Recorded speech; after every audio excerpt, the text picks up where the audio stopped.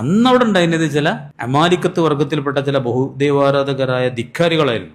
അവരൊക്കെ തുടച്ചു നീക്കിയ നാട് പരിശുദ്ധമാക്കണമെന്നായിരുന്നു അള്ളാഹ് ഇവരോട് പറഞ്ഞത്. ഇവരുടെ ഡ്യൂട്ടി അതായിരുന്നു. അപ്പൊ ഇവര് കള്ളന്മാരെന്താ പറഞ്ഞത് കരോ, അള്ളാഹ് നിങ്ങൾക്ക് നിശ്ചയിച്ച ആ പരിശുദ്ധ നാട്ടിലേക്ക് കടക്കണം. നിങ്ങൾ പിന്തിരിയരുത്, ബേക്കടിക്കരുത്. നിങ്ങൾ ബേക്കടിച്ചാൽ നിങ്ങൾക്ക് പരാജയമായിരിക്കും എന്ന് പറഞ്ഞപ്പോ കാലോ അവര് പറയാണ്, യാ മൂസ, അവിടെ കുറെ പോക്കിരിമാരായ വലിയ ആളുകളാണുള്ളത്, ഞങ്ങൾ അങ്ങോട്ട് കടക്കൂല, അവരവിടെ നിന്ന് ഇങ്ങോട്ട് പോകാതെ.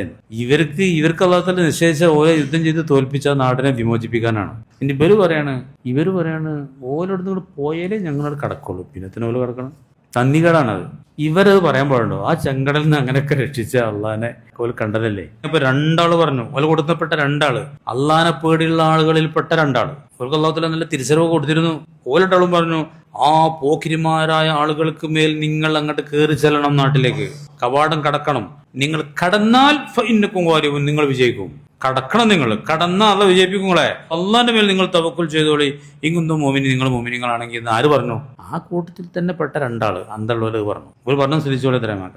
മൂസ, ഞങ്ങൾ അങ്ങോട്ട് കടക്കൂല അബദൻ, ഒരു കാലത്തും. ആ ധിക്കാരികളായ ആളുകൾ ഉള്ളിടത്തോളം കാലം ഞങ്ങൾ അങ്ങോട്ട് കടക്കൂല.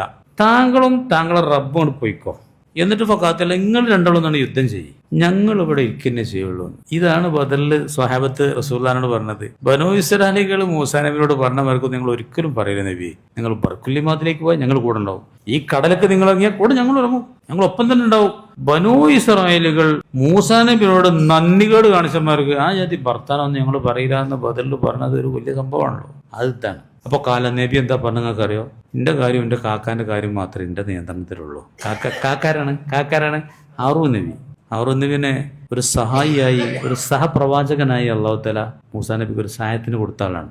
മൂസാ നബി ദ്വാരന്നിട്ട് ഫിറോനടുത്ത് പോകണം, നമ്മളെ എന്നെക്കാൾ വാചാലനാണ് കാക്കാനെയും പാടെ എനിക്കൊന്നും നിന്റെ കൂടെ വിട്ടുതരണം പറഞ്ഞപ്പോൾ അങ്ങനെ ഹാറൂൻ നബിനെ അല്ലാഹു തആല നബിയാക്കി. ജ്യേഷ്ഠനാണ്, 4 വയസ്സിന് മൂത്തതാണ്.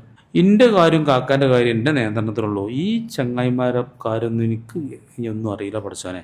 ഞങ്ങളുടെയും ഈ അധർമ്മികളായ ആളുകൾക്കിടയിൽ നീ ഒരു നല്ല തീരുമാനം എടുക്കണം പഠിച്ചോനെ. അതിന് മറുപടിയായിട്ട് അല്ലാഹു തആല പറഞ്ഞത്, ആ പരിശുദ്ധ നാട് 40 വർഷത്തേക്ക് അവർക്ക് നിഷിദ്ധമാണ്, അങ്ങോട്ട് കിടക്കൂല. ഭൂമിയിൽ അവർക്ക് നട്ടം തിരിയും.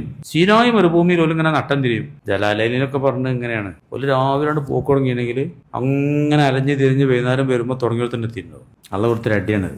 പോണതെടുക്കാം സമൃദ്ധമായ ഫലസ്തീനിലേക്ക്.